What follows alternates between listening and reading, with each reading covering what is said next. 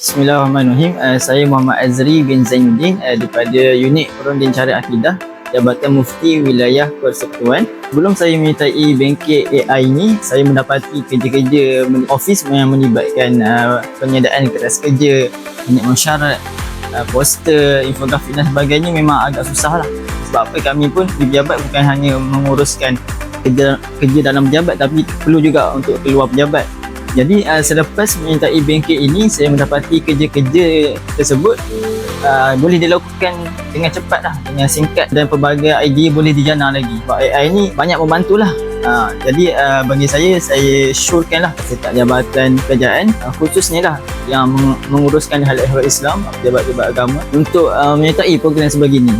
Sebab apa, dia banyak membantulah kita dalam berdakwah lah, khususnya berkaitan dengan agama Islam pada seluruh orang masyarakat.